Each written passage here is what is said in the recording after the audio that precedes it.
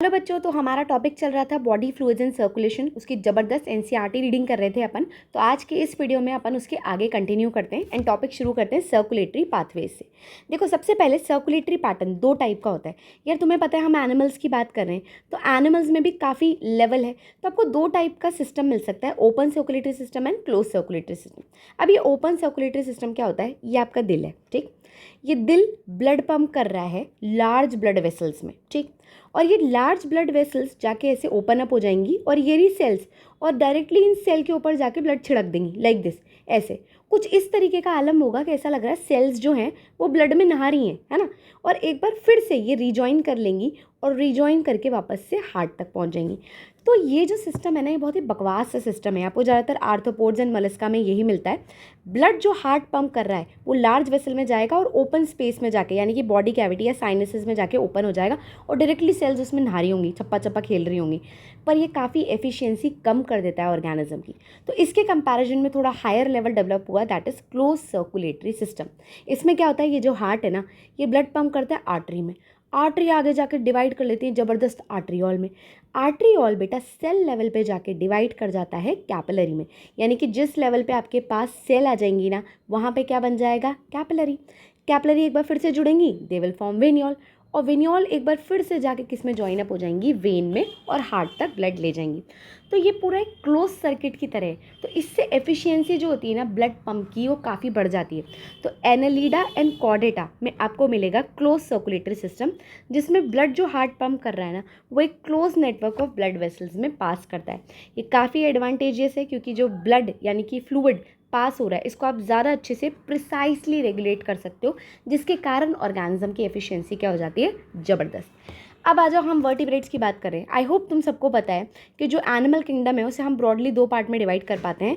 एक होते हैं हमारे कॉर्डेटा और एक होते हैं हमारे नॉन कॉर्डेटा।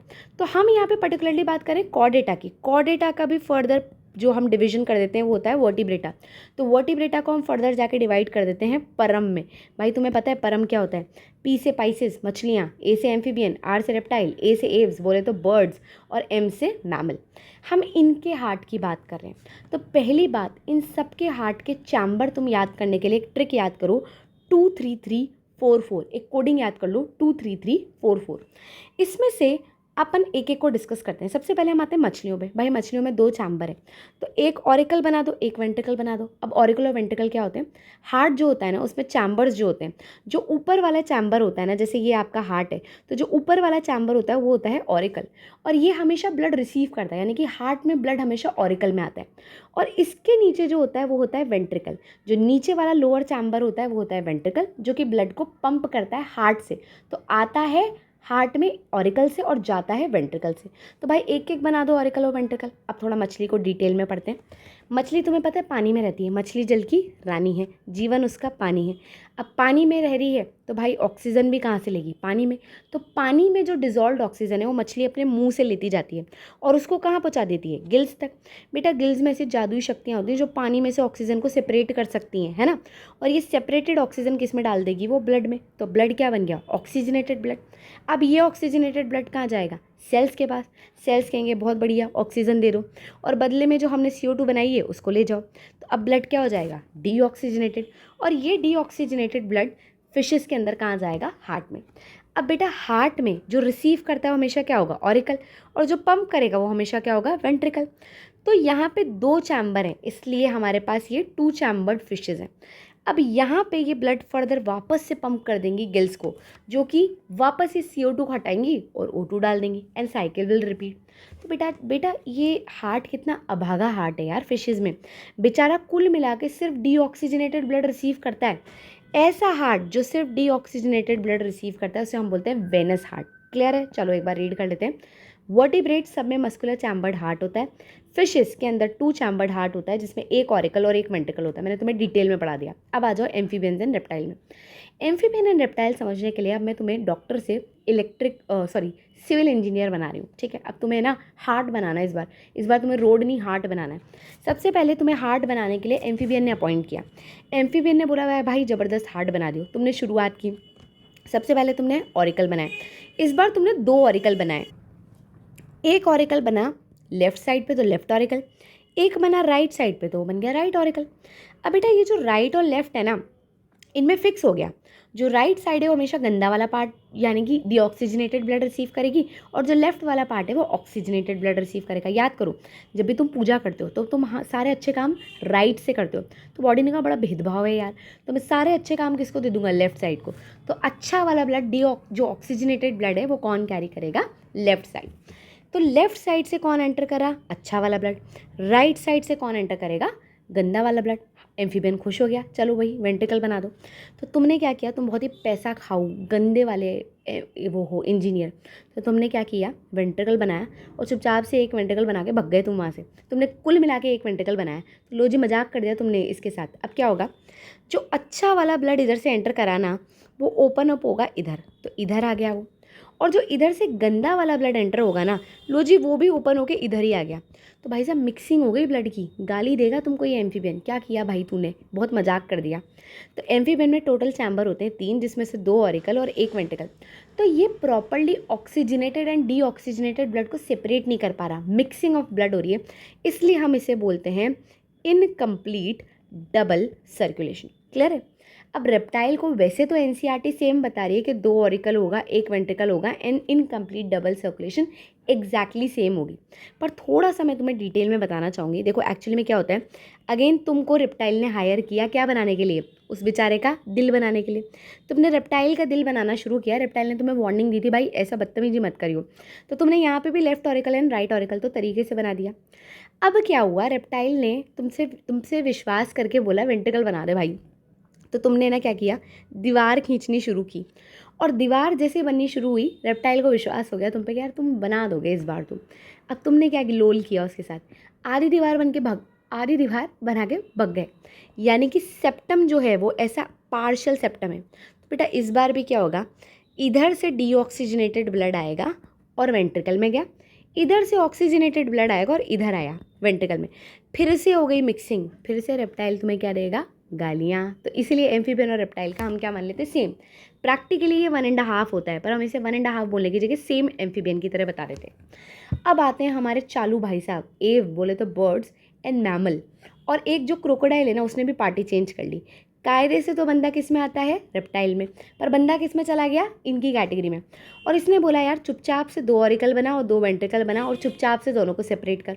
और इतना ज़बरदस्त सेपरेशन हुआ कि प्रॉपर एक साइड से क्या बहेगा, ऑक्सीजनेटेड ब्लड, एंड एक साइड से कौन सा ब्लड बहेगा, डीऑक्सीजनेटेड ब्लड। तो प्रॉपर सेपरेशन जो है वो birds and mammals and crocodile में मिलेगा, इसलिए आप इसे बोलते हो प्रॉपर डबल सर्कुलेशन। आओ एक बार रीड कर लेते हैं एनसीईआरटी हमारी क्या बोल रही है। देखो एनसीईआरटी बेटा क्या बोल रही है, amphibian and reptile except crocodile, इनके पास 3 चैम्बर्ड हार्ट होता है, 2 ऑरिकल और 1 वेंट्रिकल होता है। क्रोकोडाइल, बर्ड एंड मैमल, इनके अंदर 4 चैम्बर हार्ट है, 2 ऑरिकल 2 वेंट्रिकल है। फिशेस के केस में जो हार्ट होता है वो डीऑक्सीजनेटेड ब्लड पंप करता है, मैंने तुम्हें बता दिया, और वो ऑक्सीजनेशन के लिए कहाँ गया था, गिल्स। गिल्स इसको बॉडी पार्ट तक भेजता है, बॉडी पार्ट ऑक्सीजन लेते हैं और ब्लड को वापस डीऑक्सीजनेटेड बना के हार्ट में भेज देते हैं। तो बेचारा हार्ट सिर्फ और सिर्फ क्या रिसीव कर रहा है, डीऑक्सीजनेटेड, इसलिए इसे हम क्या बोलते हैं, सिंगल सर्कुलेशन। वेयर एज जो एम्फीबियन एंड रेप्टाइल है ना, वो लेफ्ट ऑरिकल से तो ऑक्सीजनेटेड कहाँ से रिसीव कर रहे हैं, गिल्स, लंग्स, स्किन, इनसे रिसीव करते हैं। और जो राइट एट्रियम है ना, वो डीऑक्सीजनेटेड ब्लड रिसीव कर रहा है बॉडी पार्ट से। आगे जाके ये वेंट्रिकल में मिक्सिंग हो गई, इसलिए ये गंदा वाला mixed blood incomplete double circulation कहलाता है। बर्ड्स एंड मैमल में यू हैव प्रॉपर डिफरेंशिएटेड, यानी कि ऑक्सीजनेटेड एंड डीऑक्सीजनेटेड अलग है। ऑक्सीजनेटेड लेफ्ट में जाएगा, डीऑक्सीजनेटेड राइट में जाएगा, फर्दर उनके रिस्पेक्टिव वेंट्रिकल भी वही रिसीव करेंगे, बिना मिक्सिंग के ब्लड पंप होगा, इसलिए हम इसे प्रॉपर डबल सर्कुलेशन कहते हैं। चलो बेटा नेक्स्ट पार्ट पे आते हैं, ह्यूमन सर्कुलेटरी सिस्टम। बेटा ह्यूमन सर्कुलेटरी सिस्टम को ब्लड वैस्कुलर सिस्टम भी बोलते हैं, जिसमें एक मस्त मसल का बना हुआ हार्ट होता है जो कि पेट्रोल पंप की तरह काम करता है। क्लोज्ड ब्लड वेसल होती हैं जो कि रास्ते की तरह काम करती हैं, और हमारी गड्डी ब्लड है जो कि फ्लूइड इन नेचर होती है। अब हम सबसे पहले डिटेल में पढ़ रहे हैं हार्ट को। पहली बात, हार्ट समझने से पहले याद करो तुम लोग ना ट्रिप्लोब्लास्टिक ऑर्गेनिज्म हो। ट्रिप्लोब्लास्टिक ऑर्गेनिज्म का मतलब है जब आप में स्पर्म इन ओवा फ्यूज़ करता है ह्यूमंस में तो बनता है जाइगोट। और बेटा जाइगोट जब एम्ब्रियो बनता है तो उस स्टेज में हमारे पास 3 जर्मिनल लेयर बनती है जिससे हमारी पूरी बॉडी फॉर्म होती है। बाहर वाली होती है एक्टोडर्म, बीच वाली होती है मीजोडर्म और अंदर वाली होती है एंडोडर्म। तो उसमें से जो बीच वाली मीजोडर्म है उससे आपका हार्ट बनता है। देखो पहला लाइन ये लिख रहा है, heart is mesodermally derived organ. Next आते हैं, ये तुम्हारी बॉडी है ना। बॉडी में एक पार्ट होता है जिसे हम बोलते हैं डायफ्राम, जो कि मसल का बना होता है, जिसका मेन काम होता है ब्रीद इन ब्रीद आउट करने में हेल्प करना। पर उसके अलावा ये आपकी बॉडी को 2 पार्ट में डिवाइड कर देता है, ऊपर वाली थोरैसिक कैविटी, नीचे वाली एब्डोमिनल कैविटी। बेटा जो थोरैसिक कैविटी है ना उसमें याद करो तुम्हारे लंग्स आते हैं, है ना। ये रहे आपके लंग्स, और लंग्स के बीच में आई एक स्पेस। तो बेटा ये जो लंग्स के जो बीच में स्पेस आती है ना, इस स्पेस को हम बोलते हैं mediastinum space. This space is called as mediastinum. And इस मीडियास्टिनम स्पेस में बीच में लोकेटेड है आपका हार्ट। अब हार्ट जो है ना वो आपकी मुट्ठी के, बंद मुट्ठी के बराबर है और लेफ्ट की तरफ टिल्टेड है। तो आओ यही लिख रहा है हमारी एनसीईआरटी में, situated in thoracic cavity between lung, slightly tilted toward left, size है क्लेंच फिस्ट के बराबर। अब इतना ज़रूरी ऑर्गन है तो भाई प्रोटेक्शन करनी तो बहुत ज़रूरी है। तो प्रोटेक्शन को थोड़ा मैं तुम्हें डिटेल में बताऊंगी। देखो इमेजिन करो ये अभी के लिए तुम्हारा हार्ट है ना। इस हार्ट की मैं प्रोटेक्टिव कवरिंग बनाऊंगी पेरिकार्डियम। बेटा पेरिकार्डियम 2 लेयर्ड होती है, डबल लेयर्ड होती है। तो सबसे पहले मैं बाहर की पेरिकार्डियम बनाऊंगी जो कि कुछ इस तरीके से हार्ट को कवर कर रही है, इस तरीके से।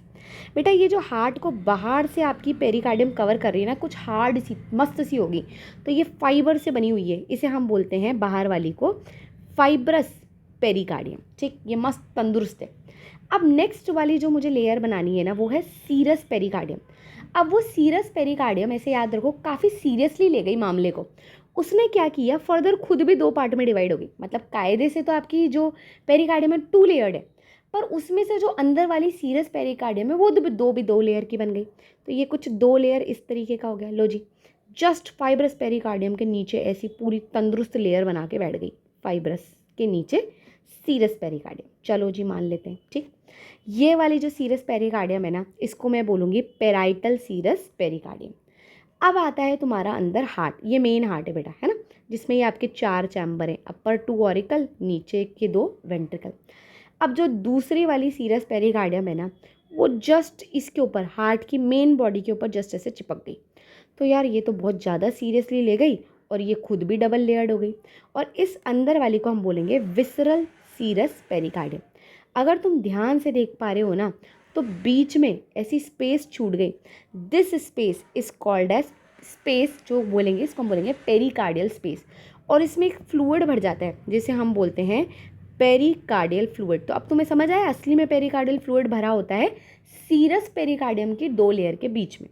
बेटा सीरस पेरिकार्डियम के बीच में जो पेरिकार्डियल फ्लूइड है ना, इसका काम होता है फ्रिक्शन को रिड्यूस करना। क्योंकि तुम्हारा हार्ट जिंदगी में शुरुआत से अंत तक धक धक धक धक धक धक करता रहेगा, तो कहीं फ्रिक्शन से हार्ट डैमेज ना हो जाए, तो ये वो काम रिड्यूस करने का करता है। देखो यही लिख रहा है, protected by double walled pericardium, pericardial fluid बीच में भरा हुआ है। तो ये 2 लाइन समझाने के लिए मैंने तुम्हें पूरी पंचायती समझाई। अब ध्यान से सुनना मेरी बात। अगर मैं तुमसे कहूँ कि फाइब्रस पेरिकार्डियम हटा दो हार्ट से, तो बेटा जो सीरस पेरिकार्डियम है ना, ये इतना भयंकर चिपकी हुई है ना फाइब्रस से कि अगर मैं फाइब्रस हटाऊँ ना तो पूरी बाहर वाली सीरस भी हट जाएगी। तो अंत में अगर मैं तुम्हें दिखाऊं तो तुम्हें अब दिख रही है इनर वाली सीरस पेरिकार्डियम। अब ये कुछ इतना खतरनाक तरीके से हार्ट के ऊपर चिपक गई ना कि मैं इसको हार्ट की ही वॉल मान लेती हूँ। तो अगर मैं हार्ट की ओवरऑल कवरिंग्स यानी कि वॉल की बात करूँ तो सबसे बाहर जो एपिकार्डियम है वो असली में कुल मिला के अंदर वाली सीरस पेरिकार्डियम ही होती है, जिसको हम इतना चिपकी हुई है कि एपिकार्डियम मान लेते हैं। अंदर का ये जो तुम्हें हिस्सा दिख रहा है, ये मज़ेदार हिस्सा, याद करो कभी तुमने टिश्यू पढ़ा होगा जिसमें आपने मस्कुलर टिश्यू में कार्डियक मसल पढ़ा होगा। तो बेटा ये अंदर वाला कहलाता है मायोकार्डियम, और ये मायोकार्डियम बना होता है कार्डियक मसल का, ठीक है। अंदर ही अंदर कौन आया आपका, ये तुम्हारे चैम्बर है। चैम्बर की इंटरनल लाइनिंग कर रहा है कुछ इस तरीके से आपका एक स्पेशल, याद करो ये भी तुमने पढ़ रखा है, इसको हम एक्चुअली में तो बोलेंगे एंडोकार्डियम। और तुम याद करो जब तुमने पढ़ा होगा टिश्यू, टिश्यू में जो आपका इंटरनल जो ओवरऑल आपकी ब्लड वेसल्स हैं और ये आपका हार्ट है, इंटरनली लाइंड होता है सिंपल स्क्वामस, और यहाँ पे आप इसी सिंपल स्क्वामस को एंडोकार्डियम बोल देते हो। तो आई होप 1 2 3 इंटरनल कवरिंग्स भी क्लियर है हार्ट की। अब बेटा आपका हार्ट 4 चैम्बर्ड होता है। इस 4 चैम्बर में अपर 2 जो होते हैं ना स्मॉल वाले, वो होते हैं ऑरिकल, जिसे हम एट्रिया भी बोलते हैं, और लोअर 2 जो लार्जर हैं उन्हें हम बोलते हैं वेंट्रिकल। जो थिन मस्क्यूलर वॉल है, अब देखो जो आपका हार्ट है ना, अब मान लो ये डिब्बे जैसा हार्ट है, इसको मैंने 4 डिब्बों में डिवाइड कर दिया। ये हो गया आपका left auricle, right ventricle, left ventricle. बेटा ये चारों चैम्बर एक दूसरे से एकदम सेपरेटेड है ना, तो इनको मैंने दोनों ऑरिकल को सेपरेट किया। सेपरेट करने के लिए मैं एक सेप्टम वर्ड यूज़ करती हूँ, हमेशा सेपरेशन वॉल के लिए सेप्टम वर्ड यूज़ होता है। तो दोनों ऑरिकल सेपरेटेड होते हैं इंटर एट्रियल सेप्टम से, जो कि काफ़ी पतली होती है कंपैरेटिवली, ठीक। जो नीचे वाले वेंट्रिकल है ना, वो भी सेपरेटेड हैं सेप्टम से, और क्योंकि वो वेंट्रिकल के बीच की नीचे की सेप्टम है ना, इसे हम बोलते हैं इंटरवेंट्रिकुलर सेप्टम, ठीक है बेटा। अब दोनों जो एक साइड के ऑरिकल और वेंट्रिकल है ना, वो कह रहे हैं हमें भी सेपरेट कर दो यार, तो इवन दे आर सेपरेटेड। और जो ये दोनों सेपरेटेड होते हैं ना, एट्रियम एंड सेप्टम, जो सेम साइड के सेपरेटेड होते हैं, वो एक थिक फाइब्रस टिश्यू से सेपरेटेड होते हैं। उसको हम बोलते हैं यहाँ पे, ये जो है ना, एट्रियोवेंट्रिकुलर सेप्टम। क्लियर है। अब हार्ट कह रहा है यार बड़ी मजाक कर दी तुमने, मेरे को सेपरेट तो कर दिया पर मेरे बीच में ओपनिंग तो दे दो। तो आपने दोनों ऑरिकल और वेंट्रिकल के बीच में ओपनिंग, गेट डाला। वो गेट जो है ना, वो प्रोटेक्टेड है वॉल्व से, तो वो गेट को तुम बोल दो वॉल्व। तो बेटा राइट साइड में जो वॉल्व है ना, उसको हम बोलते हैं ट्राइकस्पिड वॉल्व। जो राइट ऑरिकल और राइट वेंट्रिकल के बीच में है वो वॉल्व कहलाता है ट्राइकस्पिड वॉल्व। अगर मैं ये वॉल्व बनाऊँ ना, तो इसमें से 3 गेट होते हैं, 1 2 एंड 3, इसलिए नाम रख दिया ट्राइकस्पिड वॉल्व। वेयर एज जो left atrium and left ventricle है ना, उनके बीच में प्रेजेंट है ऐसा दबंग वाला गेट। ये याद है दबंग की चौकी, पुलिस चौकी का गेट, एक ये 2 गेट है ना, इसलिए हम इसे बोलते हैं बाइकस्पिड वॉल्व। बेटा बाइकस्पिड वॉल्व का एक और नाम होता है मिट्रल वॉल्व। तो देखो हमारी एनसीईआरटी ने यहाँ पर मार्क कर रखा है बाइकस्पिड वॉल्व। अच्छा अब मैं आती हूँ नीचे वाली वॉल्व पे, पर नीचे वाली वॉल्व बताने से पहले हम हार्ट को एक बार थोड़ा देख लेते हैं। देखो ये रहा आपका राइट ऑरिकल, ये वाला पार्ट, ये रहा आपका राइट वेंट्रिकल, ठीक, ये रहा आपका लेफ्ट ऑरिकल, और ये रहा आपका लेफ्ट वेंट्रिकल। मैं तुम्हें एक इम्पॉर्टेंट बात बताना चाहती हूँ, वो ये है कि ये पूरा मायोकार्डियम से लाइंड है। तो जो मायोकार्डियम है ना, वो ऐसे सीधी सीधी नहीं होती, वो वेंट्रिकल में जाके ऐसे कुछ यूँ बना लेती है, उबड़ खाबड़ होती है। और ये जो उबड़ खाबड़ होती है ना, इस वॉल को हम बोलते हैं कॉर्डे टेंडिने। हम इसे क्या बोलेंगे? कॉर्डे टेंडिने। अब बेटा कॉर्डे टेंडिने माना तुम्हारे सिलेबस में नहीं है, पर ये ज़रूरी है बताना, ध्यान से सुनना। कभी तुमने टेंट लगते हुए देखे हैं? बिल्कुल देखे होंगे। तो तुमने नोट किया होगा टेंट को है ना ढंग से लगाए रखने के लिए उसको हम रस्सियों से बांध देते हैं। सिमिलरली बेटा तुम्हारे हार्ट ने क्या किया, उसे पता था कि जब मैं ब्लड वेंट्रिकल में भेजूंगा तो वो वापस ऑरिकल में आने की कोशिश करेगा। तो उसने क्या किया, जो ऊपर के वॉल्व है ना, उनको रस्सियों से बांध दिया। तो तुम्हें याद आ रहा है यहाँ पे ट्राइकस्पिड है, तो 3 रस्सियों से बांध दिया। इन रस्सियों को हम बोलते हैं कॉर्डे टेंडिने। रस्सियों को बोलते हैं कॉर्डे टेंडिने। और गड़बड़ हो गई यार, ये जो मसल है ना, इसको हम बोलते हैं trabeculae carneae. Mistake sorry, trabeculae carneae. तो मसल जो ऊबड़ खाबड़ है उसे तो हम बोलते हैं ट्रेबिक्यूला कार्ने, और जो ऊपर से रस्सियाँ आ रही हैं ना, उन्हें हम बोलते हैं कॉर्डे टेंडिने। आई होप ये वाली बात क्लियर है। अब ये जो कॉर्डे टेंडिने है ना, ये जिस उठी हुई मसल पे बने हुए हैं, ये मसल का नाम अलग रख दिया यार, 3 मसल उठा के डाल दी ऐसे, उठी मसल बना दी 3। ये जो उठी 3 मसल है ना, इन्हें हम बोलते हैं पेपिलरी मसल। आई होप तुम्हें क्लियर है, chordae tendineae, trabeculae carneae and papillary muscle. Similarly इधर आ जाओ, बाइकस्पिड में ये देखो, ये 2 पेपिलरी मसल और इनसे ये 2 ऐसे वॉल्व, दबंग वाले 2 वॉल्व है ना, इसको 2 रस्सी से बांध दिया। तो इस तरीके से आपका हार्ट में वेंट्रिकल में गया हुआ ब्लड कभी भी उल्टा ऑरिकल में नहीं आता, क्योंकि ये जो रस्सियाँ हैं ना, ये फट से फटाक ये गेट बंद कर देती हैं जब ब्लड वेंट्रिकल में आ जाता है। क्लियर है? चलिए यहाँ तक की बात क्लियर है। अब बेटा नेक्स्ट बात तुम्हें याद करनी है, ये देखो ये सारी आई थिंक ये तुम्हें बातें सब क्लियर हो चुकी हैं। ये रहा कॉर्डे टेंडिने, ये इंटरवेंट्रिकुलर सेप्टम रहा, और अब आते हैं हम नेक्स्ट बात पे। देखो, नेक्स्ट बात समझाने के लिए मैं तुम्हें साथ के साथ डबल सर्कुलेशन पढ़ाऊंगी ताकि दो पार्ट्स हमारे एक साथ क्लियर हों। देखो, डबल सर्कुलेशन समझने के लिए याद करो कि तुम्हारे पास लंग्स से पिक्चर की शुरुआत होती है। बेटा, लंग्स से आपका ऑक्सीजनेटेड ब्लड सबसे पहले फर्स्ट स्टेप में जाता है लेफ्ट ऑरिकल में। कायदे से तो ये 3 स्टेप में होता है, पर मैं तुम्हें डिटेल में समझाने के लिए 6 स्टेप बता दूँ। तो फर्स्ट जो ऑक्सीजनेटेड ब्लड है ना, वो कौन लेके जाता है? Pulmonary vein.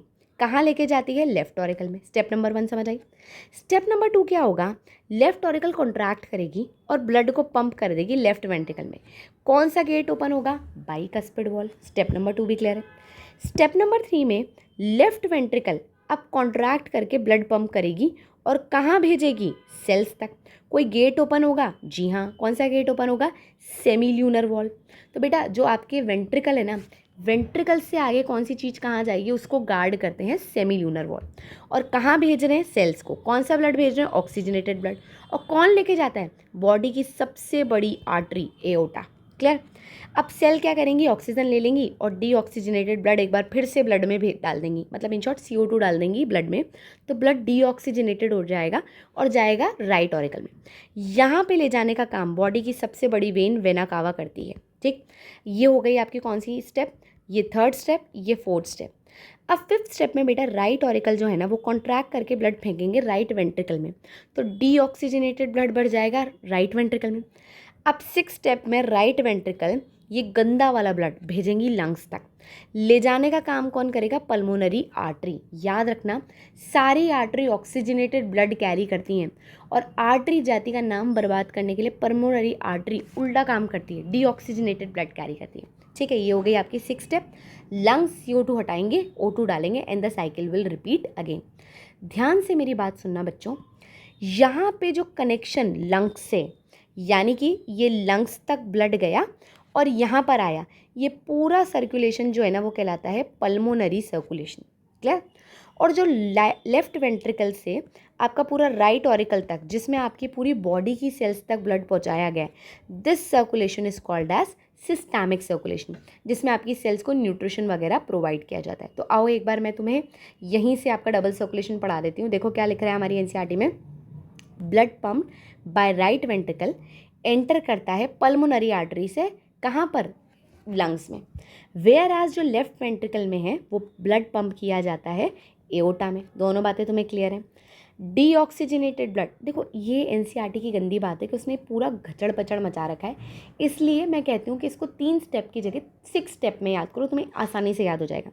अब देखो, डीऑक्सीजनेटेड ब्लड जो है वो पंप किस में किया हुआ था? पल्मोनरी आर्टरी में। और कहाँ गया था? लंग्स में। वहाँ से जो ऑक्सीजनेटेड ब्लड है उसको पल्मोनरी वेन कहाँ लेकर आएंगी? लेफ्ट ऑरिकल में। बेटा, इस पूरे सर्कुलेशन को हम बोलेंगे पल्मोनरी सर्कुलेशन। ऑक्सीजनेटेड ब्लड जो है अब वो लेफ्ट वेंट्रिकल में जाएगा और उसके बाद हम एओर्टा में डाल देंगे।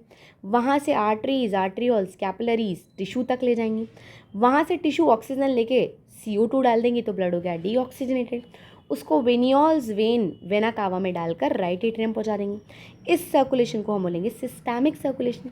बच्चों, सिस्टैमिक सर्कुलेशन के कारण ही आपकी सेल्स को ऑक्सीजन, न्यूट्रिएंट, दूसरे एसेंशियल सब्सटेंसेस सब मिलते हैं, ताकि काम का सामान मिल जाए और कचरा जैसे कि CO2, अदर हार्मफुल वेस्ट वगैरह वो सब एलिमिनेट हो जाए। तो ये हो गया आपका डबल सर्कुलेशन। एक बार फिर से मैं हार्ट की तरफ बढ़ रही हूँ क्योंकि मैं तुम्हारा हार्ट के डायग्राम को कंप्लीट करना चाहती हूँ। ये रहा लेफ्ट ऑरिकल से लेफ्ट वेंट्रिकल से आपका ब्लड डला एओर्टा में। ठीक है, एओर्टा से आप पूरी बॉडी की सेल तक ले गए। सेल्स से गंदा वाला ब्लड आया जो कि वेना कावा लेकर आई। बेटा, वेना कावा से ब्लड कहाँ गया आपका? ये रहा राइट ऑरिकल में। राइट ऑरिकल से गया राइट वेंट्रिकल में।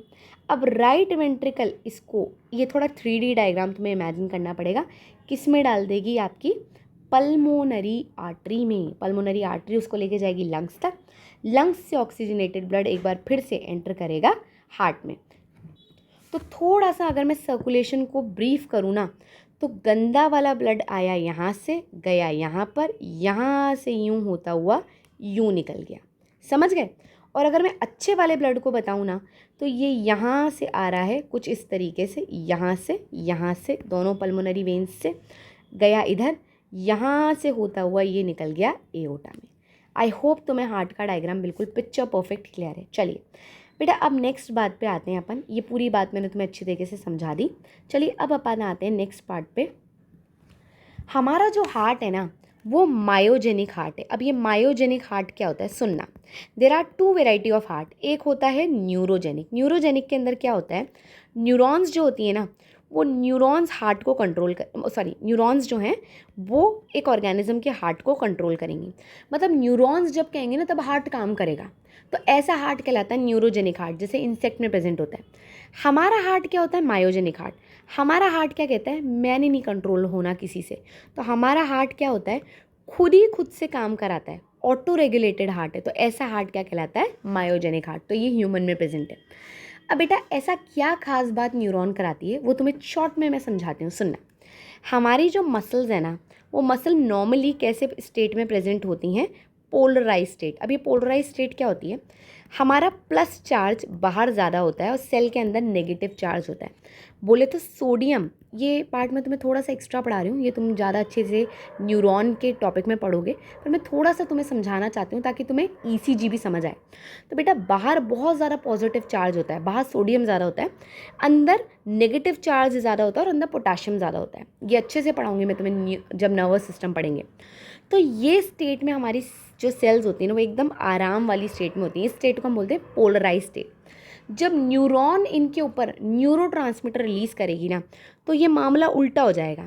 बोले तो बाहर जो पॉजिटिव था ना अब वो अंदर हो जाएगा, रिवर्स हो जाएगा और बाहर की तरफ नेगेटिव हो जाएगा। इस स्टेट में ये सेल कौन सी स्टेट में पहुंच जाती है, polarise state, and this is the functional state. तो न्यूरॉन जब तक ऐसा नहीं करेगी ना तो सेल ऐसा नहीं कर पाती। ये कौन सी सेल्स हैं, आपकी बॉडी में भी ऐसी हैं, याद करो, तुम्हारी skeletal cell and smooth cell ऐसे ही फंक्शन करती हैं। अब हार्ट की कुछ सेल्स जो है ना उनको ये समझ आया कि भाई न्यूरॉन जो इन्फॉर्मेशन देती है ना उससे सोडियम अंदर आता है, तो उन्होंने ये काम खुद नहीं करना सीख लिया। बोले तो वो खुद पोलराइज से डीपोलराइज स्टेट में जाना सीख गई, सोडियम अंदर डालना सीख गई। ऐसी स्पेशल जो हार्ट के अंदर आपकी मसल्स होती हैं ना वो जो होती हैं वो स्पेशल कार्डियक मस्कुलेचर जो होता है उसको हम बोलते हैं नोडल टिश्यू। बेटा नोडल टिश्यू जो होता है हमारे हार्ट में पूरी तरफ डिस्ट्रीब्यूटेड होता है ताकि हमारा पूरा हार्ट अच्छी तरीके से कॉन्ट्रैक्ट कर सके। जब भी मैं बोलूँ ना डीपोलराइज यानी कि आपका हार्ट क्या कर रहा है, कॉन्ट्रैक्ट। तो अब ये कहाँ कहाँ मिलेगा इसको समझने के लिए हम इस हार्ट के डायग्राम को देखते हैं। देखो सबसे पहले ये वाला हिस्सा क्या है, राइट ऑरिकल। तो राइट ऑरिकल के भी ऊपर वाले राइट तरफ में ऊपर अपर राइट सरफेस पे होता है कुछ झुंड ऑफ सेल्स जो हैं वो खुद को ऑटो एक्साइट करना सीख जाती हैं और वो झुंड कहलाता है ऐसे नोड। तो देखो right upper corner right atrium का साइनो एट्रियल नोड कहलाता है। अब ऐसे थोड़ा नीचे आ जाओ, राइट एट्रियम के ही लोअर लेफ्ट कॉर्नर पे आ जाओ। ये जो कुछ झुंड ऑफ सेल है ना इन्हें हम बोलते हैं एवी नोड, जिसको हम बोलते हैं एट्रियोवेंट्रिकुलर नोड। ये आपको किसके साइड में मिलेगा, मतलब किसके तरफ मिलेगा, देखो तुम्हें पता है ना यहाँ पे आपको एट्रियोवेंट्रिकुलर सेप्टम मिलेगा, तो बेटा ये इसके पास में मिल रहा है। क्लियर। अब हम नीचे चलेंगे ना तो ये जो एवी नोड है ना ये आगे जाके डिवाइड हो जाता है दोनों तरफ और ये फॉर्म करता है bundle of fish. Bundle of fish को पूरी पकड़ बनानी है वेंट्रिकल में तो ये और ब्रांच में डिवाइड हो जाता है जिसे हम बोलते हैं बंडल ब्रांचेस, और आगे जाके पूरी वेंट्रिकल में ऐसे डिवाइड हो जाती हैं, छोटी छोटी डिवाइड करके पुरकेंजी फाइबर बना लेती हैं। तो देखो यही तो लिख रहा है। अब bundle of nodal fibre atrioventricular bundle, AV bundle, बेटा एक्चुअली में बंडल ऑफ हिस ही एवी बंडल कहलाता है। वो कंटिन्यू करता है एट्रियोवेंट्रिकुलर नोड से और पास करता हुआ एट्रियोवेंट्रिकुलर सेप्टा से पूरा पास करता हुआ नीचे पहुंच जाता है, इंटरवेंट्रिकुलर सेप्टम में पहुंच जाता है। नीचे पहुंच गया, इंटरवेंट्रिकुलर सेप्टम में जाकर वो डिवाइड कर जाता है और बंडल ब्रांचेस बना लेता है। ये बंडल ब्रांचेस आगे जाके और डिवाइड कर लेती हैं और जितना ज़्यादा डिवाइड करी वो क्या बन गई, पुरकेंजी फाइबर। तो तुम्हें नोडल टिश्यू समझ आया। अब बेटा मज़ेदार बात ये है नोडल टिश्यू जो होती है ना वो खुद को ऑटो एक्साइट करना जानती है। अब ऑटो एक्साइट क्या होता है, अभी मैंने तुम्हें बताया बाहर से सोडियम अंदर डालना, उसके लिए हम एक टेक्निकल टर्म यूज़ करते हैं एक्शन पोटेंशियल जनरेट करना। यानी कि जब भी सेल अपने अंदर सोडियम डाल रही है ना तो हम ऐसा बोलेंगे कि एक्शन पोटेंशियल जनरेट हो गया। तो बिना किसी एक्सटर्नल स्टिमुलाई यानी कि बिना किसी न्यूरॉन के कंट्रोल के ऐसा खुद कर पा रही हैं, इसलिए हम इन्हें बोलते हैं ऑटो एक्साइटेबल। बेटा अब ऐसा ये सारी सेल्स करना जानती हैं। ऐसा ये जो सारा झुंड है ना, ऐसे नोड हो गया, AV नोड हो गया, बंडल ऑफिस हो गया, सब करना जानती हैं। बट सबसे ज़्यादा कौन करना जानता है? SA node. तो जो सबसे ज़्यादा करना जानता होगा वही तो बॉस बन जाएगा। तो number of action potential generated in a minute सब में वेरी करता है, सारे नोडल सिस्टम में वेरी करता है, जिसमें से ऐसे नोड सबसे ज़्यादा मैक्सिमम एक्शन पोटेंशियल डेवलप कर पाता है। कितना? 70 से 75 पर मिनट। याद करो, इतनी तुम्हारी हार्ट बीट होती है, 70 से 75 पर मिनट। तो हार्ट बीट एक्चुअली में ऐसे नोड का ही एक्शन पोटेंशियल जनरेट करना होता है। And this is responsible for initiating and maintaining the contractility, यानी कि कॉन्ट्रैक्ट कब करेगा हार्ट, वो ये डिसाइड कर रहा है। क्लियर? इसलिए क्योंकि सारा हार्ट कैसे काम करेगा वो ऐसे नोड डिसाइड करता है, इसलिए हम इसे पेस मेकर बोलते हैं। कितनी बार आपका हार्ट बीट करता है? 70 से 75 पर मिनट, जिसको हम एवरेज मान लेते हैं 72 बीट पर मिनट। तो अब कैसे, कौन कहाँ से मैसेज भेजेगा? शुरुआत में सबसे पहले बॉस कौन बन गया? ऐसे नोड, जिसे हम बोलते हैं पेस मेकर। नेक्स्ट वो इन्फॉर्मेशन कहाँ जाती है? AV नोड, जिसे हम पेस सेटर भी बोलते हैं। आगे इन्फॉर्मेशन जाएगी बंडल ऑफिस, उससे आगे कहाँ जाएगी? Bundle branches. फर्दर वो पूरी वेंट्रिकल में किस में डिवाइड हो जाएगा? पुरकेंजी फाइबर। तो आई होप ये पैराग्राफ भी क्लियर है। अब बेटा सबसे ज़बरदस्त पैराग्राफ आता है, फाड़ू पैराग्राफ, कार्डियक साइकिल, जो आधे से ज़्यादा बच्चों को पता नहीं क्यों क्लियर नहीं होते और वो इतनी आसान है। सुनना, कार्डियक साइकिल। तो बेटा मैं यहाँ पे NCERT की साइड में ना इतना सिंपल भाषा में कार्डियक साइकिल लिखूंगी ना कि तुम्हें कोई दिक्कत नहीं आएगी। बस तुम भी उसको ऐसे ही हिंदी में मैसेज लैंग्वेज में अपन समझेंगे। आओ शुरू करते हैं। सबसे पहले जो कार्डियक साइकिल है ना, वो कुल मिला के कितने टाइम की होती है? तो तुम सबसे पहले याद करो, कार्डियक साइकिल टोटल 0.8 सेकेंड की होती है। ठीक है? इस 0.8 सेकेंड में मैं बार बार तुम्हें दो शब्द बोलूँगी। एक शब्द बोलेंगे हम सिस्टोल और एक शब्द बोलेंगे हम डायस्टोल। बेटा जब आपके ऑरिकल या वेंट्रिकल आराम करेंगे ना, तो आराम बोलने से बेटर हम वर्ड यूज़ करेंगे डायस्टोल। और जब वही जो ऑरिकल और वेंट्रिकल है वो काम करेंगे, तो उसके लिए हम वर्ड यूज़ करेंगे सिस्टोल। तो आई होप तुम्हें ये क्लियर हुआ। अब सबसे पहले पिक्चर शुरू होती है, हार्ट के जो ऑरिकल और वेंट्रिकल होते हैं ना, वो कहते हैं भाई सुनना, मिलके आराम करते हैं। दोनों ऑरिकल और वेंट्रिकल कहते हैं यार भाई मिलके आराम करते हैं। तो वर्ड क्या आएगा? Joint diastole. इसके अंदर क्या हो रहा है? ऑरिकल प्लस वेंट्रिकल दोनों कर रहे हैं आराम, दोनों कर रहे हैं आराम। चलो बहुत बढ़िया। अब बेटा आराम तो कर रहे हैं, लो जी मैंने तुम्हारा हार्ट बना दिया, ये लो, ये आपका एक साइड और ये बन गया आपका दूसरा साइड। ठीक? तो राइट ऑरिकल और ये हो गया लेफ्ट ऑरिकल, ये हो गया राइट वेंट्रिकल, ये हो गया लेफ्ट वेंट्रिकल। दोनों के गेट इस टाइम पे बंद हैं। यहाँ से ये वाले AV वॉल्व और यहाँ से आपके सेमील्यूनर वॉल्व सब बंद है। ठीक? अब ऑरिकल और वेंट्रिकल दोनों आराम कर रहे हैं, पर ये जो ब्लड है ना ये मान नहीं रहा। ये यहाँ से वेना कावा से आया जा रहा है और भरा जा रहा है राइट ऑरिकल में। देखो इस तरीके से भरे जा रहा है, गंदा ब्लड भरे जा रहा है। राइट ऑरिकल कह रहा है अरे भाई मैं आराम कर रहा हूँ, ये कह रहा है नहीं मानो मैं तो भरता जाऊँगा, क्योंकि ये गेट तो खुला हुआ है ना। सिमिलरली जो लेफ्ट ऑरिकल है ना, उसमें भी नीचे का गेट बंद है पर ब्लड नहीं मान रहा, भरे जा रहा है। कहाँ से आ रहा है? ये पल्मोनरी वेन से। तो बेटा दोनों साइड, इधर पल्मोनरी वेन है और इधर वेना कावा है, और दोनों भरे जा रही हैं और आपके ऑरिकल में ब्लड भरा जा रहा है। ठीक? अब यार इतना ब्लड भर गया कि ये पूरा का पूरा प्रेशर लगाने लग गए इन वॉल्व पे। अभी भी रेस्ट ही कर रहे हैं ऑरिकल और वेंट्रिकल, तो इन दोनों ने इतना ज़बरदस्त प्रेशर लगाया गेट पे कि इसके प्रेशर के चक्कर में ये गेट खुल गए। समझ लो अभी भी आराम ही चल रहा है। अब नेक्स्ट स्टेप में क्या लिख रही हूँ कि ब्लड भरा जा रहा है, ब्लड भरा जा रहा है किस में? ऑरिकल में। ऐसे मैसेज लैंग्वेज में लिख लो, ब्लड भरा जा रहा है ऑरिकल में। तो बेटा एक टाइम बाद ब्लड का प्रेशर क्या हो जाएगा? ब्लड का प्रेशर क्या हो गया? इंक्रीज। और एज अ रिजल्ट आपके AV वॉल्व यानी कि बाइकस्पिड एंड ट्राइकस्पिड दोनों क्या हो जाएंगे? ओपन। अभी भी जॉइंट डायस्टोल ही चल रहा है और ब्लड धमाके से गेट खुलते से भगने लग जाएगा। इधर यहाँ पे भरने लग जाएगा, इधर यहाँ पे भरने लग जाएगा। मैं ना एक काम करती हूँ, ब्लैक कलर यूज़ कर लेती हूँ, अदरवाइज़ बहुत टाइम वेस्ट हो जाएगा कलर चेंज करने में। तो इधर यहाँ ब्लड भरने लग गया, इधर यहाँ ब्लड भरने लग गया। अब मज़ेदार बात सुनना बच्चों, ये जो वेंट्रिकल है ना, ये वेल्ले नहीं है, खाली नहीं बैठे हुए, पहले से भी ये कुछ ब्लड भर के बैठे हुए हैं। जो पहले से ब्लड भर के बैठे हुए हैं ना, वो कितना ब्लड है? 50 ml। तो अराउंड 50 ml तो पहले से इनमें भरा हुआ है। और जैसे ही गेट खुला, गेट खुलने के बाद धड़ल्ले से ब्लड भरने लगा इसके अंदर दोनों तरफ, और ये भरता भरता अराउंड भरने लगा।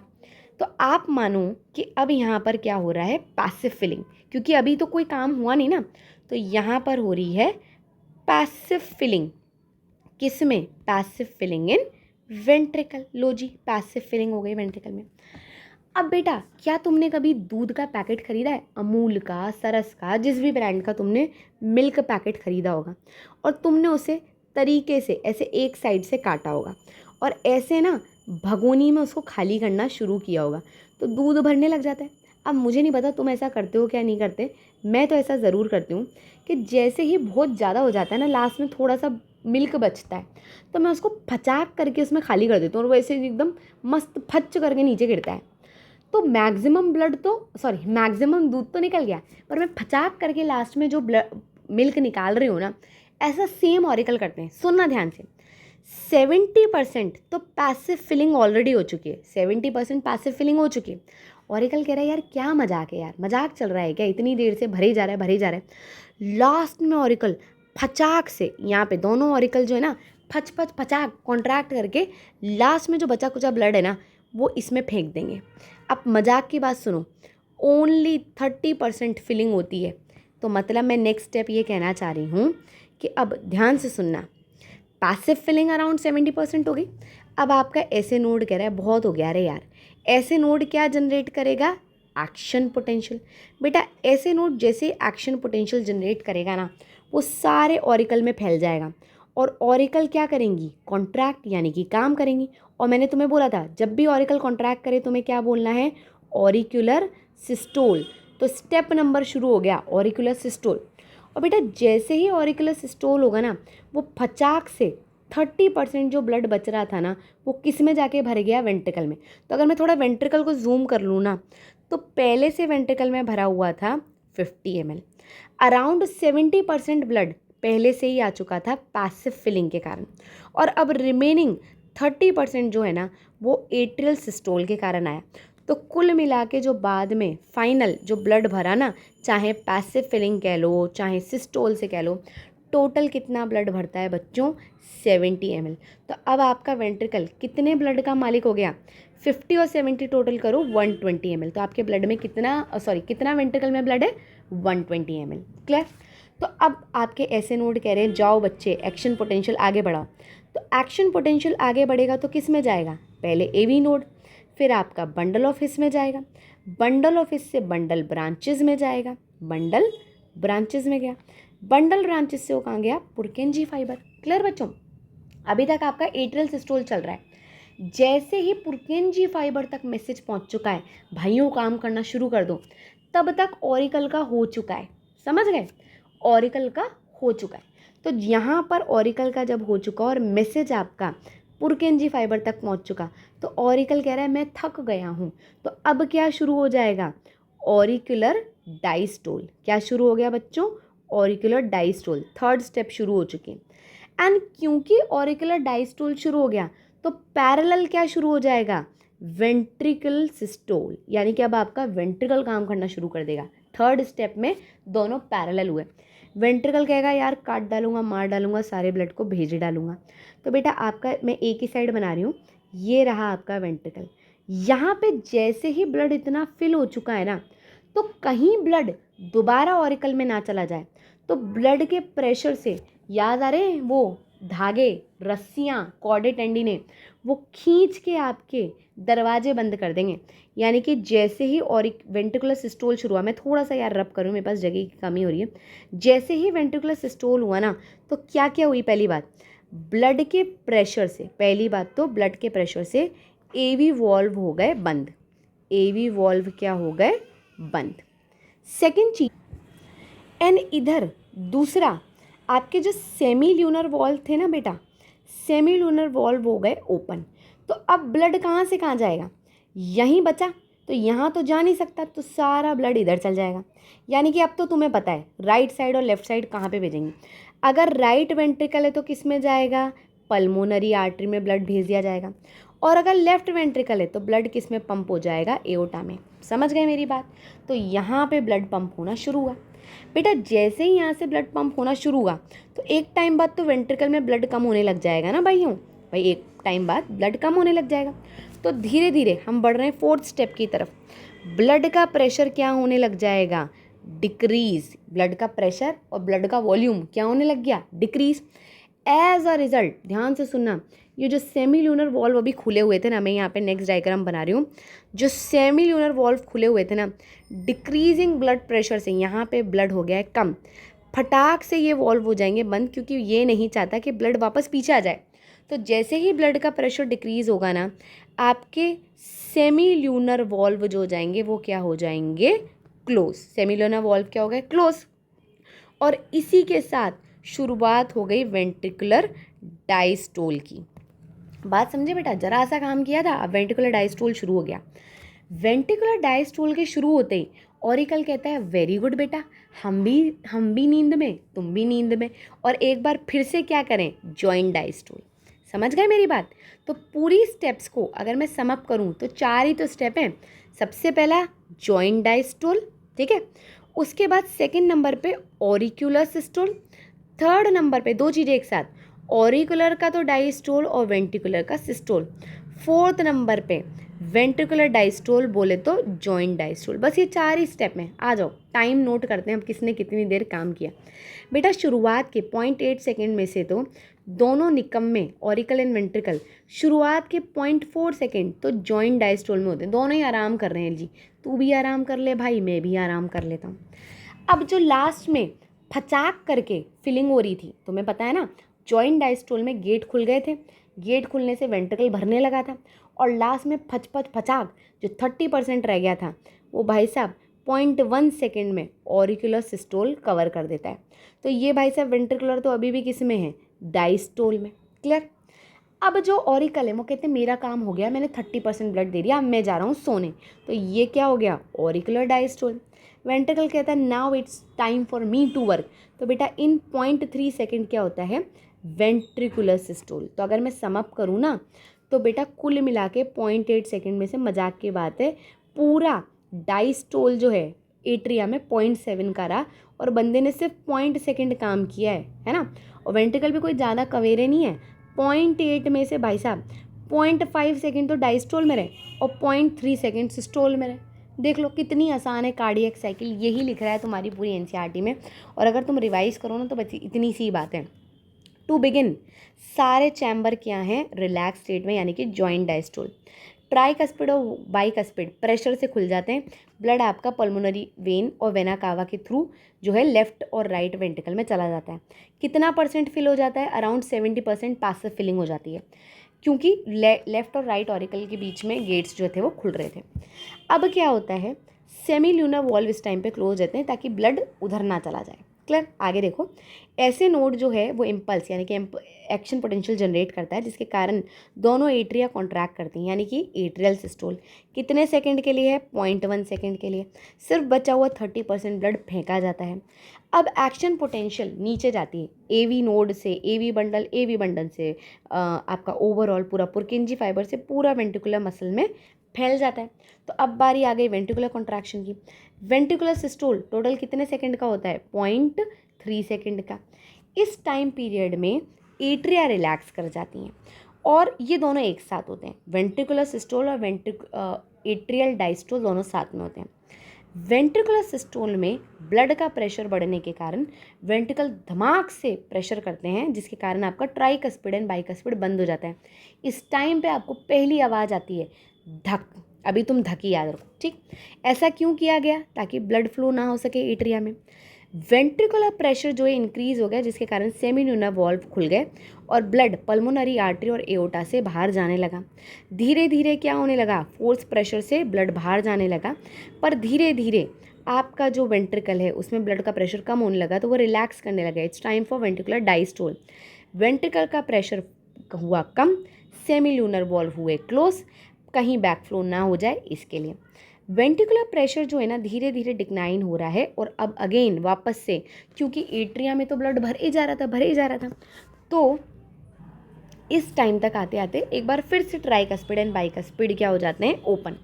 तो बेटा एक बार फिर से आपका ये पूरा का पूरा पिक्चर ये बोल रहा है कि push open pressure in atria exerted by the blood, it is being empty into the when. ठीक है भाई, जो भी वेन ने लाकर इधर रिस्पेक्टिवली वेना कावा और पल्मोनरी वेन ने जो भी डाला वो उसमें ओपन हो गया। ब्लड एक बार फिर से फ्रीली मूव कर पा रहा है वेंट्रिकल में, और वेंट्रिकल एंड एट्रिया एक बार फिर से किस में है, जॉइंट डायस्टोल में। बेटा एक बार फिर से ऐसे नोड रीजनरेट करेगी और ये पिक्चर दोबारा चलेगी। इस पूरी पिक्चर को ही आप कंटिन्यू करता हुआ देखेंगे, और टोटल अगर मैं बोलूँ तो ये टोटल 0.8 सेकेंड में हुआ है। क्लियर। अब मज़ेदार बात, जो कुछ 2-3 वर्ड्स से बच्चे डर जाते हैं, एंड डायस्टोलिक वॉल्यूम। देखो बेटा, ओवरऑल जो वेंट्रिकल में ब्लड भरा 50 भाई खुद लेके बैठा था, 70 टोटल आया, तो एट लास्ट जो डायस्टोल के बाद टोटल बचा वो कितना हुआ, 120 ml। तो यही है एंड डायस्टोलिक वॉल्यूम। अब एक बार वेंट्रिकल ने ब्लड को पंप कर दिया तो अराउंड 70 ml वो बाहर फेंक देता है, जिसको हम बोलते हैं स्ट्रोक वॉल्यूम, और टोटल लास्ट में बचता है 50, तो ये कहलाता है एंड डायस्टोलिक वॉल्यूम। क्लियर है बच्चों। अब हम इसी को एनसीईआरटी से अगर देखें तो एनसीईआरटी ने ये लिखा है कि जो ये टोटल आपने हार्ट के सीक्वेंस देखे ना, साइक्लिक जो हो रहे हैं, इन्हें ही कार्डियक साइकिल बोलते हैं, जिसमें सिस्टोल यानी कि काम, डायस्टोल मतलब रेस्ट। टोटल आपका हार्ट 72 टाइम बीट करता है और इतनी ही बार आपकी कार्डियक साइकिल चलती है, जिसमें से एक कार्डियक साइकिल 0.8 सेकेंड की होती है, और एक बार में एक वेंट्रिकल 70 ml ब्लड पंप करता है, जिसे हम स्ट्रोक वॉल्यूम बोलते हैं। हम इससे कार्डियक आउटपुट निकाल सकते हैं। कैसे? हम जो स्ट्रोक वॉल्यूम है ना, उसको हार्ट रेट के साथ मल्टीप्लाई कर दें। हार्ट रेट तुम्हारा कितना है, 72, स्ट्रोक वॉल्यूम कितना आया है, 70, तो अराउंड आपके पास 5000 ml ब्लड आएगा। तो यानी कि कहें तो आपकी बॉडी 1 मिनट में आपकी पूरा जो वॉल्यूम है ना, तुम याद करो तुम्हारे पास एवरेज 5 लीटर ही ब्लड होता है, उतना 1 मिनट में पूरा पंप कर देती है। इतना खतरनाक एफिशिएंसी है तुम्हारी बॉडी की, समझ रहे हो। इसके अलावा आप अपना stroke volume, heart rate and cardiac output तीनों ऑल्टर कर सकते हो। और मज़ेदार बात, जो एथलीट होते हैं ना, वो अपना कार्डियक आउटपुट ऑल्टर कर सकते हैं। क्यों? क्योंकि उनके अंदर comparatively higher heart rate and higher stroke volume होता है ऑर्डिनरी मैन से। अब जो आपके वॉल्व बंद हुए थे ना, एक बार आपका एवी वॉल्व बंद हुआ था, है ना, यानी कि ट्राइकस्पिड एंड बाइकस्पिड बंद हुआ था। जब वो बंद होता है ना, तो जब आप स्टेथोस्कोप से आपका हार्ट सुनो ना, तो धक धक आवाज़ आती है। याद करो, गाना है ना, धक धक करने लगा, तो भाई वो गाना असली में बकवास है। आपके हार्ट के गेट बंद हो रहे हैं ना, तो कोई प्यार मोहब्बत में धक धक नहीं करता हार्ट। आपके जब ऊपर के 2 गेट एवी वॉल्व बंद होंगे ना, तो आवाज़ आएगी पहली लब, जिसको हम हिंदी में तो धक बोलते हैं, ठीक। और जब आपका सेकंड बारी सेमील्यूनर वॉल्व बंद हुए थे ना, तो सेकंड हार्ट आती है डब, जिसको अभी हम हिंदी में वापस से धक धक ही बोलते हैं। तो भाइयों, ये दोनों हम स्टेथोस्कोप से सुन सकते हैं, ये दोनों प्रोमिनेंट आवाज़। और अगर इसमें कोई भी गड़बड़ है तो ये बहुत ही बड़ा क्लिनिकल डायग्नोस्टिक सिग्निफिकेंस बन जाता है। तो आई होप ये वाला टॉपिक क्लियर है। चलिए जी, अब है ना ईसीजी को 2 मिनट होल्ड मारो, पहले अपन 2 प्यारे से टॉपिक कर लेते हैं। देखो, हार्ट खत्म, इसके साथ आता है ब्लड वेसल। बेटा ब्लड वेसल जो होता है ना, आर्टरी, वेन एंड कैपिलरी होती है। आर्टरी और वेन दोनों ही, उनके अंदर 3 लेयर होती है। जो अंदर वाली होती है ना, उसे हम बोलते हैं ट्यूनिका इंटीमा। याद करो, इंटरनली स्क्वामस एपिथीलियम होती है, जिसको हम एंडोथीलियम बोलते हैं, ठीक। बीच में आपके पास आती है मिडिल में ट्यूनिका मीडिया, एम से मिडिल, ट्यूनिका मीडिया, एम से मिडिल आ गया। इसके अंदर स्मूथ मसल होती है और इलास्टिक फाइबर होते हैं, जिसके कारण इलास्टिसिटी आती है। और याद रखो, आपके आर्टरिया में ये बहुत थिक होते हैं। क्लियर। तीसरा बाहर की तरफ आता है आपका ट्यूनिका एक्सटर्ना, जिसमें आपकी फाइब्रस कनेक्टिव टिश्यू और कोलाजन फाइबर होते हैं। देख पा रहे हो, इतना बम्बाड़ा, इतनी मोटी ट्यूनिका मीडिया है कि बेचारे का ल्यूमन ही छोटा हो गया। और इसका जो वेन है, उसका ट्यूनिका मीडिया पतला होता है, जिसके कारण ल्यूमन जो होता है वो काफ़ी खुला खुला होता है। अब एक बार फटाक से डिफरेंस देख लेते हैं आर्टरी और वेन में। आर्टरी बेटा बॉडी में काफ़ी डीपली होती है, अंदर की तरफ मिलती है, और वेन आपको ऊपर की तरफ मिल जाती है, तभी तो आप ऊपर से नस देख पाते हो। वेन, आर्टरी का काम होता है हार्ट से बॉडी सेल तक ब्लड पहुंचाना। वेन का काम होता है लेकर आना बॉडी सेल से हार्ट। आर्टरी ज़्यादातर ऑक्सीजनेटेड ब्लड कैरी करती हैं, वेन डीऑक्सीजनेटेड ब्लड कैरी करती हैं। क्योंकि आर्टरी में ब्लड हार्ट पंप कर रहा है, इसलिए ब्लड का प्रेशर हाई होता है। वेन में सेल्स पंप करना जानती नहीं है, तो लो होता है ब्लड का प्रेशर। यहाँ पे वॉल ट्यूनिका मीडिया के कारण थिक होती है, यहाँ पे वॉल थिन होती है। इसका रीज़न है बेटा, क्योंकि ब्लड का प्रेशर हाई है ना, तो वो हाई प्रेशर कहीं आर्टरी को डैमेज ना कर दे, इसलिए इसकी वॉल मोटी होती है। वेन को ऐसी कोई दिक्कत ही नहीं है, इसलिए वॉल पतली रख लो। अब वॉल्व जो होती है, वॉल्व एक अलग चीज़ है बेटा। वेन के अंदर वी से वॉल्व, वी से वेन, वेन में वॉल्व होता है। ऐसा क्यों? क्योंकि प्रेशर तो है नहीं, और नीचे से इमेजिन करो तुम्हारी बॉडी के नीचे वाले पार्ट से ऊपर ब्लड आ रहा है, तो भाई ब्लड तो ग्रेविटी से नीचे खींचा चला जाएगा। ऐसा ना हो कहीं ब्लड नीचे ना चला जाए, इसलिए वॉल्व टाइम टाइम पे खुलेंगी, ब्लड को आगे भेजेंगी और एक बार फिर से बंद हो जाएंगी, फिर आगे गेट खुलेगा, आगे पहुंच जाएगा, ये बंद हो जाएगा। ऐसा सिस्टम आपके बैक फ्लो को प्रिवेंट करने के लिए होता है, और ये सिर्फ वेन में है, आर्टरी को इसकी ज़रूरत नहीं है क्योंकि प्रेशर बढ़िया है। ठीक, एक्सेप्शन, पूरी आर्टरी समाज पे कलंक है पल्मोनरी आर्टरी, क्योंकि सारी आर्टरी कैरी करती हैं oxygenated blood, pulmonary artery carry करते हैं डीऑक्सीजनेटेड ब्लड। और सारी वेन समाज पे एक अलग ही मतलब बढ़िया बंदा है, पल्मोनरी वेन, सारी वेन कैरी करती है deoxygenated blood, pulmonary vein carry करती हैं ऑक्सीजनेटेड ब्लड। तो लो जी, ये पैराग्राफ भी हो गया। आइए अब फटाक से हम एक बात पढ़ते हैं, रेगुलेशन ऑफ कार्डियक एक्टिविटी। आपका हार्ट कैसे, वैसे तो ऑटो एक्साइटेबल है, मैंने तुम्हें बताया था कि नॉर्मली हमारा हार्ट ऑटो रेगुलेटेड है, याद आ रहा है, इसलिए तो हम नोडल टिश्यू से खुद ही को रेगुलेट कर पाते हैं। मायोजेनिक हार्ट है हमारा, न्यूरोजेनिक इंसेक्ट्स के पास होता है। पर कभी कभी कुछ सिचुएशंस में हमारा ब्रेन इसको कंट्रोल करता है। कैसे? देखो बेटा, ब्रेन का जब तुम नर्वस सिस्टम डिटेल में पढ़ोगे तो तुम्हें पता चलेगा, एक होता है सेंट्रल नर्वस सिस्टम जिसमें आपका ब्रेन एंड स्पाइनल कॉर्ड आता है, एक होता है पेरिफेरल नर्वस सिस्टम जो सेंटर, बॉडी के सेंटर में हो सेंट्रल नर्वस सिस्टम, और जो साइड साइड में हो पेरिफेरल नर्वस सिस्टम। उसमें दो पार्ट आते हैं, somatic nervous system and autonomic nervous system. बेटा जो बॉडी, जो ब्रेन आपके वॉलंटरी, जो आपके कंट्रोल में पार्ट हैं, उनको जब कंट्रोल करे तो वो सोमैटिक नर्वस सिस्टम है। पर अगर आपका ब्रेन यानी कि CNS, brain and spinal cord, अगर ऐसे ऑर्गन्स को कंट्रोल करें जो कि इनवॉलंटरी हैं, या फिर स्मूथ मसल को कंट्रोल करें, तो वो किसके थ्रू कंट्रोल करते हैं? ENS। और याद करो, कार्डियक भी तो इनवॉलंटरी है, तो अगर हार्ट को कंट्रोल करना है तो किसके थ्रू कंट्रोल किया जाएगा? ENS। अब इसके भी फर्दर दो पार्ट है, सिंपैथेटिक एंड पैरासिम्पैथेटिक। ऐसे याद रखना है, सिंपैथी, अगर कोई बुरा वक्त आ जाए तो हमें सिंपैथी की ज़रूरत होती है ना। तो अभी आपका हार्ट एकदम चकाचक, तुम्हारी बॉडी एकदम चकाचक है, तो तुम्हारा कौन सा वाला पार्ट एक्टिवेट रहता है? पैरासिम्पैथेटिक। अब इमेजिन करो सडनली तुम्हारे पीछे कुत्ता पड़ जाए, तो फटाक से भाई भगना पड़ेगा, जान बचानी है, कुत्ता काट ले तो उस कंडीशन में आपके हार्ट में, सॉरी आपके ब्रेन में एक रीजन होता है मेड्यूला, उस मेड्यूला में एक रीजन होता है कार्डियोवेस्कुलर सेंटर, उससे दो न्यूरॉन निकल रही हैं हार्ट को कंट्रोल करने के लिए। एक न्यूरॉन होती है सिंपैथेटिक। तो अगर तुम्हारे पीछे कुत्ता भाग रहा है, तुम्हें सिंपैथी की ज़रूरत है क्योंकि तुम्हें भागना है, तो बॉडी में मेड्यूला फटाक से सिंपैथेटिक नर्वस सिस्टम से तुम्हारे हार्ट को कंट्रोल करेगा, जिसके कारण आपके हार्ट में क्या क्या होगा? आपकी हार्ट बीट रेट बढ़ जाएगी, आपका वेंट्रिकुलर कॉन्ट्रैक्शन बढ़ जाएगा, यानी कि स्ट्रोक वॉल्यूम बढ़ जाएगा। एज अ रिजल्ट तुम्हारा कार्डियक आउटपुट क्या हो जाएगा? बढ़ जाएगा। इस तरीके से आपका मेडुला ऑब्लोंगेटा ANS से कंट्रोल करता है। बट एक बार तुम्हारे पीछे से जो कुत्ता है वो कहीं इधर उधर डाइवर्ट हो गया और तुम नॉर्मल सिचुएशन में आ गए, तो भाई ये उठा हुआ बड़ा हुआ कार्डियक आउटपुट वापस नीचे लेकर आना है। तो अब बारी है पैरासिम्पैथेटिक की। पैरासिम्पैथेटिक क्या करेगा? ये जितना भी ऊंचा ऊंचा हाई हाई हुआ था ना, सबको वापस लो कर देगा, यानी कि बैक टू नॉर्मल। बच्चे समझते हैं हाँ ये नॉर्मल से नीचे कर देता है, नहीं, जो हाई हुआ है ना उसको नॉर्मल करता है। जैसे कि high rate of heart beat थी ना, उसको वापस डिक्रीज करके नॉर्मल ले आएगा। स्पीड ऑफ कंडक्शन, यानी कि जो तुमने स्ट्रोक वॉल्यूम बढ़ाया था उसको वापस नीचे ले आएगा। Cardiac output as a result जो बढ़ गया था उसको नीचे ले आएगा। तो इस तरीके से आपका ब्रेन कंट्रोल करता है। और मज़ेदार, किडनी के ऊपर एक एड्रेनल ग्लैंड होते हैं जिसके दो पार्ट होते हैं, कॉर्टेक्स एंड मेड्यूला। तो बेटा जो बीच का पार्ट मिडिल में होता है मेड्यूला, ये मेड्यूला रिलीज़ करता है इमरजेंसी हार्मोन जिसे हम बोलते हैं एड्रेनलिन एंड नॉर एड्रेनलिन। ये रिलीज़ करता है ब्लड में। ब्लड इमरजेंसी कंडीशन में भागा भागा इनको लेके चला जाता है हार्ट तक। एज अ रिजल्ट तुम देखो ना यार, तुम्हारी हार्ट बीट बढ़ जाती है, तुम्हारा कार्डियक आउटपुट बढ़ जाता है। ये सब एक्चुअली में आपको दोनों लोग करवा रहे हैं। जब इमरजेंसी कंडीशन आएगी तो ब्रेन सिंपैथेटिक एक्टिवेट कर देगा और आपका ये जो एड्रेनल ग्लैंड है ये इस मेड्यूला से इमरजेंसी हार्मोन रिलीज़ करवाएंगे। ये दोनों एक साथ काम करते हैं और तुम्हारी इमरजेंसी सिचुएशन में तुम्हें बचाते हैं। और जब सब नॉर्मल हो जाता है तो पैरासिम्पैथेटिक वापस से सब बैक टू नॉर्मल ले आता है। इस तरीके से रेगुलेशन होता है हार्ट का। बेटा इसी के साथ हम डिसऑर्डर्स भी पढ़ लेते हैं।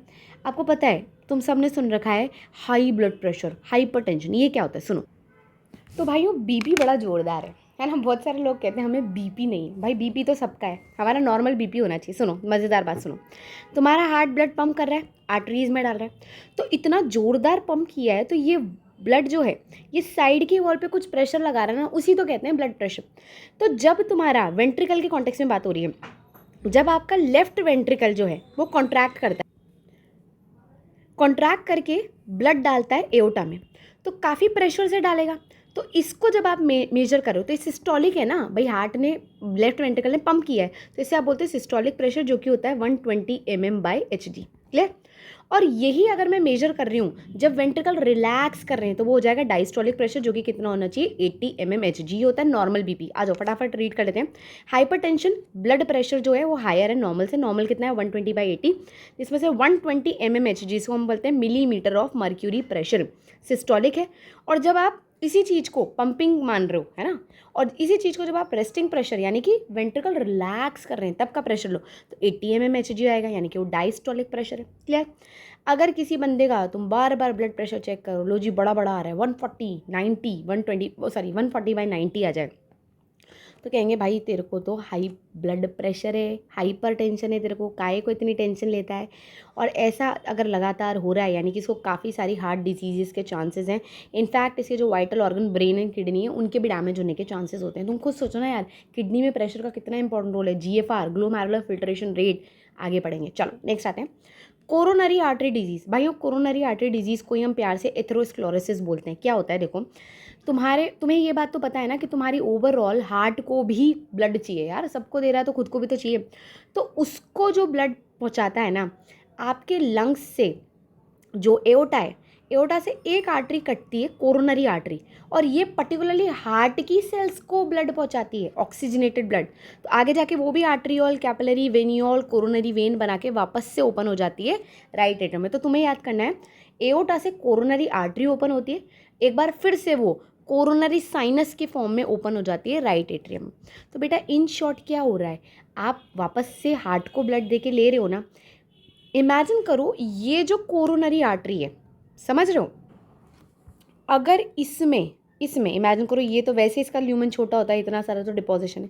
अगर इसमें तुम बहुत ही कचौरियाँ, समोसियाँ, पता नहीं क्या क्या खा रहे हो, सड़ा गला फास्ट फूड, तो अगर तुम्हारा कोलेस्ट्रॉल और फैट या कभी कभी कैल्शियम एंड फाइबर्स अगर बढ़ जाएँ तो ये जाके तुम्हारे ल्यूमन में ऐसे बढ़ जाएंगे।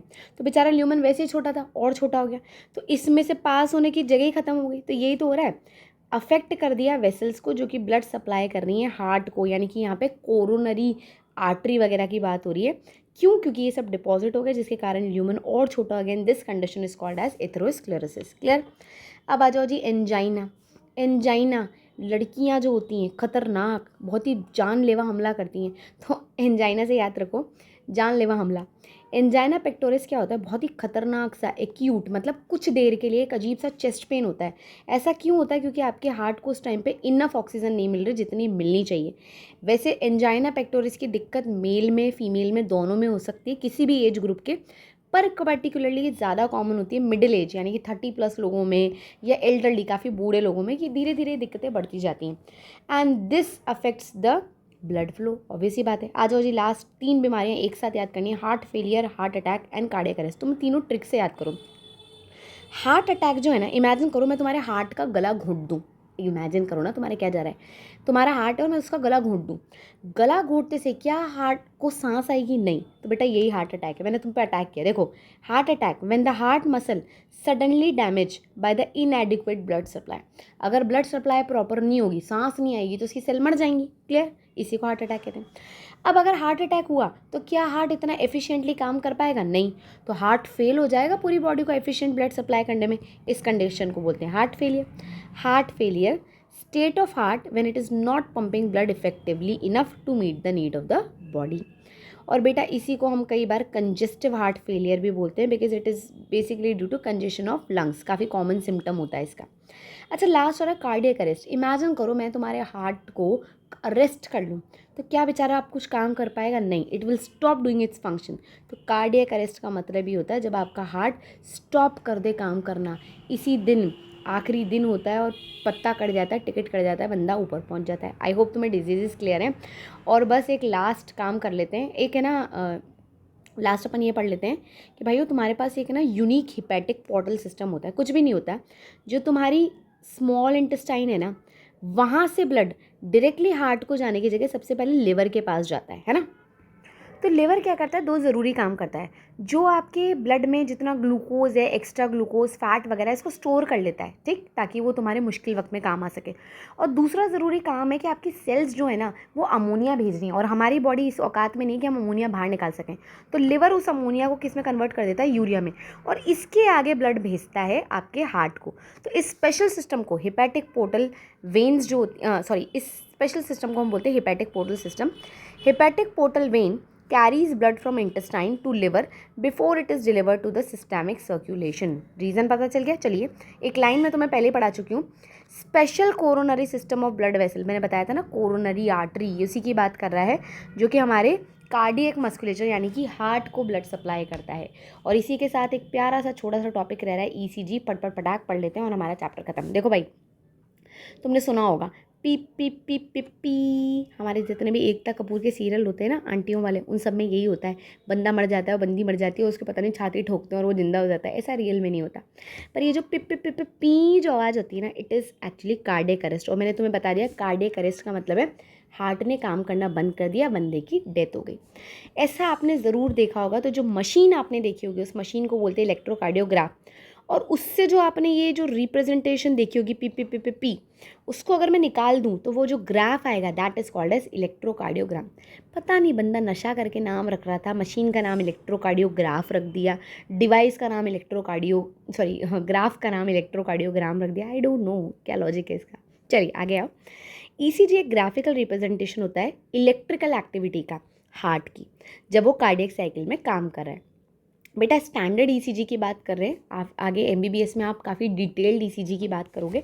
और स्टैंडर्ड ईसीजी जो होता है ना, उसमें जो पेशेंट होता है ना, उसके दोनों हाथ में ऐसे आप इलेक्ट्रिकल लीड लगा देते हो, और जो लेफ़्ट वाला पाँव है उसमें इलेक्ट्रिकल लीड लगा देते हो। तो उससे क्या होता है, हार्ट को इस तरीके से ये तीनों पॉइंट्स घेर लेते हैं। तो देखो, इलेक्ट्रिकल लीड दोनों एक एक रिस्ट पे और एक एंकल पे लगा देते हैं। उससे आपके हार्ट की एक्टिविटी मॉनिटर हो पाती है। अगर मुझे बहुत ज़्यादा डिटेल इवैल्यूएशन करना होता है ना, तो मल्टीपल लीड लगाई जाती हैं चेस्ट रीजन पे। क्लियर? पर हम यहाँ पे स्टैंडर्ड ईसीजी की ही बात कर रहे हैं।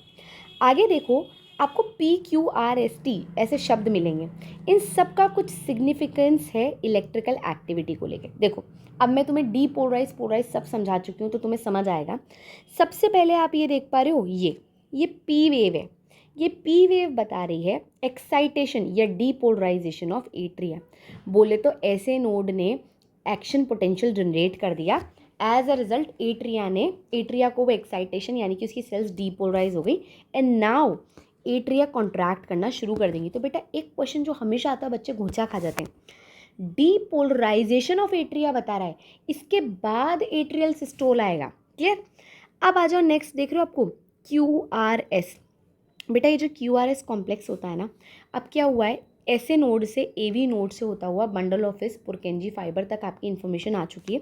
तो अब आपके वेंट्रिकल को इन्फॉर्मेशन मिल चुकी है कि भाइयों अब हमें कॉन्ट्रैक्ट करना है। तो अब उसकी सेल्स डीपोलराइज होंगी पोलराइज से। तो QRS कॉम्प्लेक्स आपको हमेशा डीपोलराइजेशन ऑफ वेंट्रिकल दिखाता है, जिसका मतलब अब आपका वेंट्रिकुलर कॉन्ट्रैक्शन की शुरुआत है। जैसे ही आपका Q होता है ना, Q के जस्ट बाद आपका वेंट्रिकल कॉन्ट्रैक्ट करना शुरू कर देता है। देखो ये लिखा है, contraction start shortly after Q। ये इंपॉर्टेंट है नीट के question. Contraction start shortly after Q marks the beginning of ventricular systole. आ जाइए आगे, आ जाते हैं टी पे। बेटा ये जो तुम्हें टी दिख रहा है ना लास्ट में, ये टी रिप्रेजेंट कर रहा है कि आपके वेंट्रिकल थक चुके हैं और वापस नॉर्मल स्टेट में जाने चाह रहे हैं, यानी कि रीपोलराइजेशन हो रहा है। ठीक, जब भी आप देखोगे टी वेव का एंड, जिस पॉइंट पे आप टी वेव का एंड देख रहे हो ना, यानी कि वो पॉइंट है जब आपके वेंट्रिकल थक चुके हैं, end of ventricular systole, and now it will be followed by ventricular diastole और you can say joint diastole. Clear? बेटा QRS कॉम्प्लेक्सेस को मैं एक गिवन टाइम पीरियड में अगर 1 मिनट में काउंट करूं, तो मैं बंदे की हार्ट बीट पता कर सकती हूँ, क्योंकि 1 मिनट में मुझे अराउंड 72 QRS कॉम्प्लेक्स मिलते हैं। और ये जो ECG है, ये रफली हम सब में एक जैसा ही होता है, अगर हमारा हार्ट मस्त काम कर रहा है। अगर आपका ECG इससे, मतलब आपका इलेक्ट्रोकार्डियोग्राम की रिपोर्ट इससे अलग शेप दिखा रही है, तो माइट भी पॉसिबल आपको कोई एबनॉर्मलिटी हो सकती है। इसलिए ये बहुत ही क्लिनिकल सिग्निफिकेंस रखता है। तो भाइयों, इसी के साथ हमने NCERT पूरी चकाचक फटाफट रीड कर ली है। इसके बाद एक बार ये ना समरी रीड कर लेना, आई होप तुम्हें समझ आया तो प्लीज़ लाइक करो और कमेंट करो, बताओ वीडियो कैसी है, और अगर कुछ इंप्रूवमेंट है तो वो भी बताओ कैसे इंप्रूव कर सकते हैं। चलो, thank you for watching the video, bye.